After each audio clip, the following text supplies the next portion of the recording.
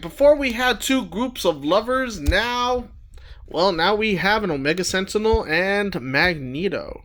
From what I was told, this is a good guy Magneto. So how does that work? I mean, Magneto is he's done bad things, but for the right reasons. I guess I could see him becoming good sooner or later. We will be talking about both of these figures, and let's start off with the Omega Sentinel.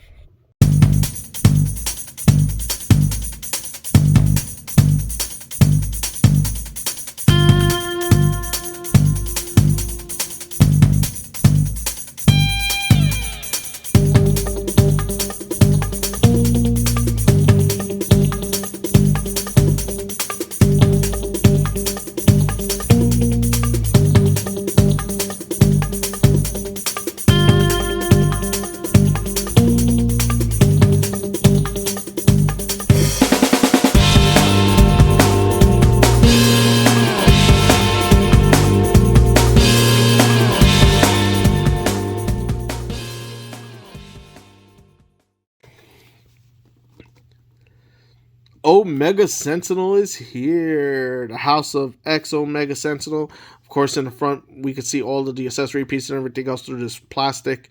I believe Hasbro is going to be doing away with plastic soon, but we'll see. House of X symbol on the front. The art for the Omega Sentinel on the side.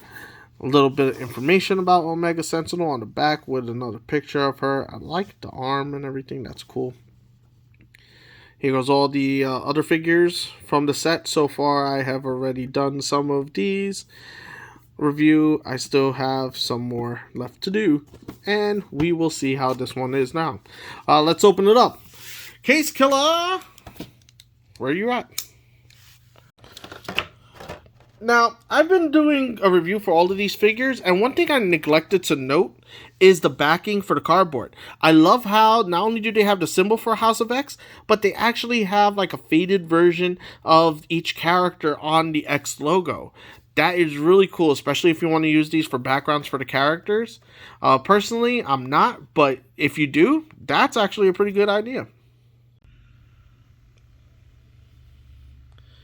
And here goes Tri-Sentinel. What? Nope. Not yet. No.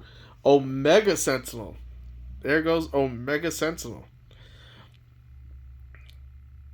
I like her posability and everything else. Hasbro, I really wish that you would do a toe joint, though, because I really wanted her to do more of a crouching instead of a kneeling pose. But, it is what it is. We're going to talk about the aesthetics and the articulations right now. First, let's look at all the accessories she comes with. Now, I do gotta say, I really love this figure and all the pieces that she comes with. She comes with a separate sculpt with her head in ponytails, pigtails? Yeah, pigtails. Regular sculpt, and two different types of guns for her forearms. Literally, the forearms, just the whole thing pops right out, and you're able to switch it with either one of these guns. And of course, she comes with the Tri-Sentinel body part. We'll be dealing with this very soon. Almost there. So let's talk about the articulation, then we'll go over the aesthetics for each and every one of these pieces, and I'll give you a little bit of a review of what I think about this figure.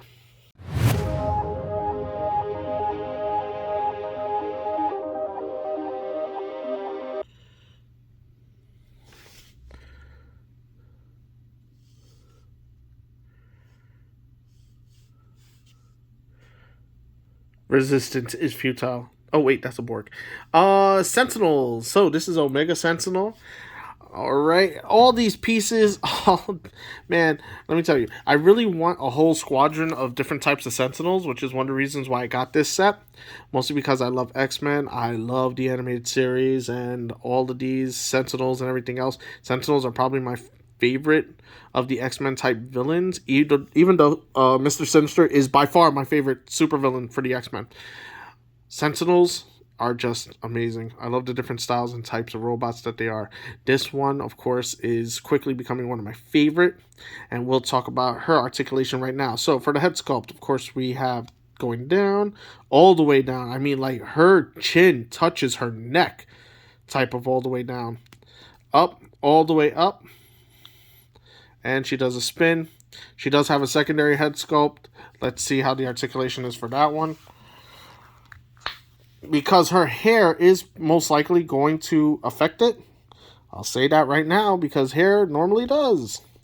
So, once again, see, right off the bat, I can't go all the way up as much as the other one did, and I can't go all the way down as much as the other one did. The hair definitely messes with the head sculpt. I can't do a full spin the way that the other one does. I mean, I could-ish, but that's really as far as it goes. It's not gonna, the hair affects it really badly. Okay. Shoulder goes up, but it does have this shoulder guard, so it'll stop. It doesn't go all the way up. Does a spin. Shoulder guard does not affect the spin. Elbows. Now, it doesn't have a bicep swivel, but it does have at the elbow, and of course it does up and down. Hands, same swivel. Up, down, does not do the high, only up and down.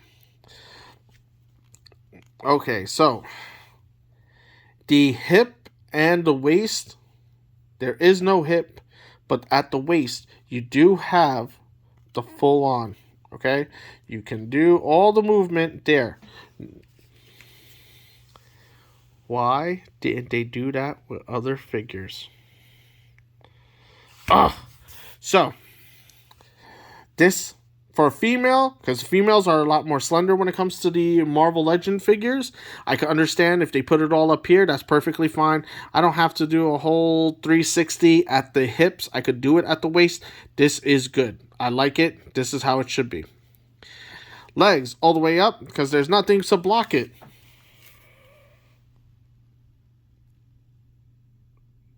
Get what I mean? Thigh. Swivel. Okay. Good. Knee. Double hinge joint. Foot. Down. Up. To the left. To the right. Perfect. Goal. This is an awesome figure for all of these movements.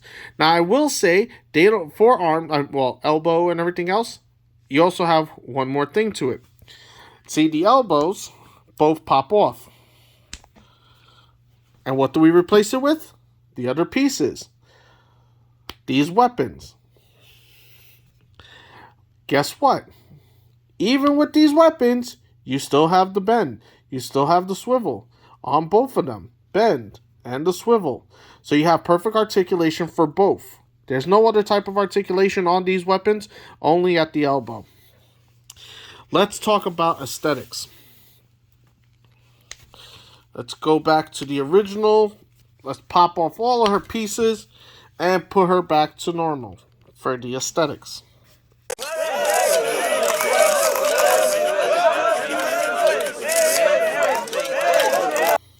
I will say that she is a lot easier to pop on and off her parts than some of the other figures I've had in the past. It's not that they're loose or anything else. They actually fit very snug, but they're not overly tight either. So this is a great figure. I'm actually really liking, and I thought that she was going to be one of my least favorite figures out of the set, but she definitely is becoming my favorite. So I love her look. I like the whole white on red. That contrast is very nice when it comes to aesthetics, especially when they pulled it in from her head all the way into her outfit. That's really nice. The different types of metal parts throughout her body, very Borgish, very 7 of 9. I love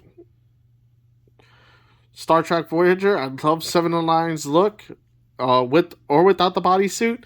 Now she's on Picard, so even there, I love that look, that style that she has. Let's go over to the next head sculpt. Now we have the pigtails.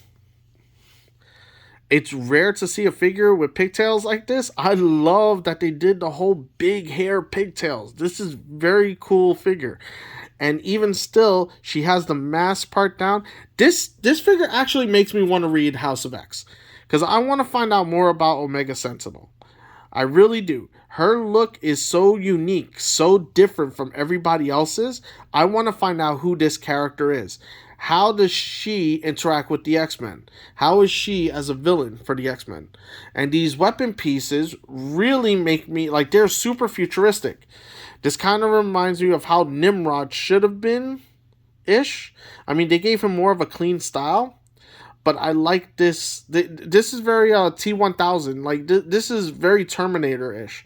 I love that they have that. This is a very cool character. I want to see more of this character. This is making me want to read the comic actually. So I probably will. The foot, the shoes, and everything else. Once you get past the knee, it kind of looks like a regular, like, I don't know, soccer player. I'm not really feeling that part. I loved everything from here up. This is the arms and everything. This is awesome. They should have incorporated some of the red into the design for the legs, but or some other type of pieces, like, you know, you have these for her stomach area, more robotic type pieces, maybe on the ankle, you know, or the knee somewhere.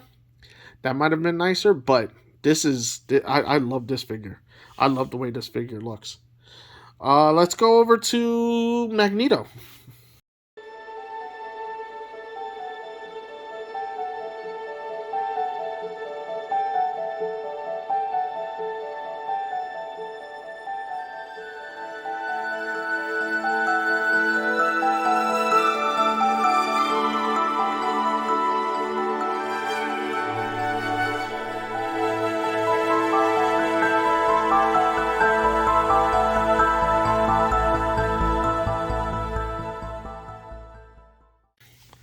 Magneto, the master of magnetism, the enemy of all Sentinels, including Sentinels. Let's go over his look. Let's go over the window and everything else. The box. Okay, so the window, you got multiple hands. That's pretty much the only accessories other than the three heads for the BAF piece. BAF, BAF, BAF, Boof, Buff. Here on the side, you got his picture with the House of X logo on it. On the back, you got a little bit of information about Magneto, as well as a picture of him and all of the characters from this Tri-Sentinel wave. And that's pretty much it. All right, let's open this up. Case Killer, where you at? Let's go. Magneto, the master of magnetism. Such a powerful, oh man, the stance and everything is, he exuberates like, man, I can't even come up with words. Like he is Magneto. He is powerful. No matter the color, he still commands respect. This figure doesn't really come with much accessories. It comes with 3 sets of hands, which is cool. Regular open hands, so that way you can put stuff in it. There's no accessory to put into it, but also one of those Darth Vader clutching hands, like I will get you. And a pair of fists. As well as the 3 Tri-Sentinel heads. It's really all you're getting with this figure. He does come with his cape and everything else, which is cool. It's already on him. And easy to take off, easy to put back on. And let's go over the articulation.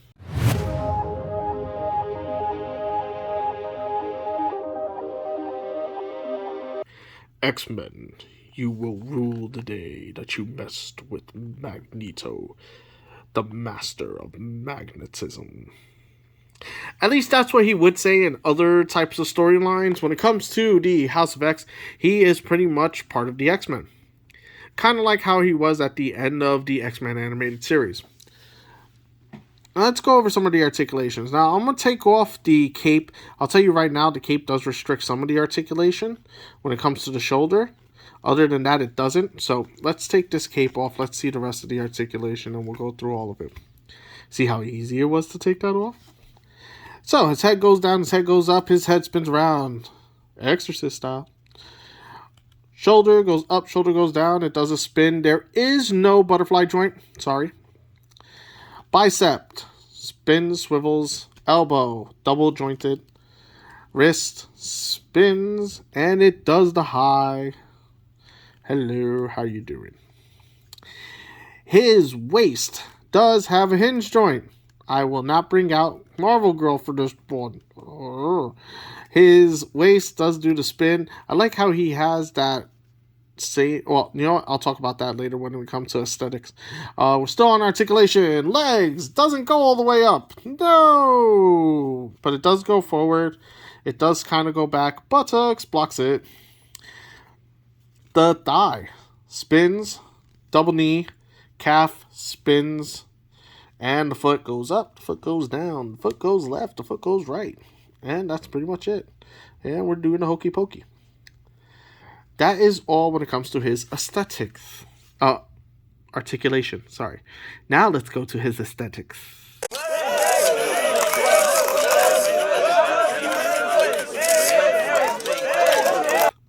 His aesthetics, his helmet. I love the shape, the sculpt for the helmet. I love the fact that they got it right. They got all of the points right. I love that. The white on silver, I mean, yeah, okay. I'm not too... I'm more of a classic Magneto type of person, but the white on silver is nice. It's not bad.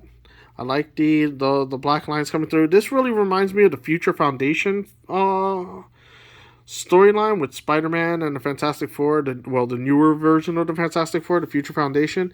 This kind of reminds me of their type of outfit because it was black on white also. The arm guards, they kept. I love that. I love how he has his arm guards. His cape goes right on. And yes, there is a back peg for the cape. And the cape does have a little peg for it. So right in there. Boom! Now the cape won't move on you. His belt. I love this belt. It really is the same pretty much as the one that Cyclops is wearing. Look at that. Oh, they look so nice together. Look who made belts. They've been taking lessons from Captain America. I love that. His hands, I mean, they're just extra hands. There's not much to this figure other than that. It's Magneto. He doesn't need much to him per se. I mean, unless you could get like a see-through plastic blue ball that you could put him inside, that would be cool. But other than that, that's pretty much what you're going to get with Magneto. He looks nice. I love the way that they did the shape of the cape. The cape is a little bit heavy, so when you're posing him, you're going to have to lean him a little forward, because if not, he's going to fall back. Other than that, good figure. I like him. Let's see how he measures up, as well as the Omega Sentinel.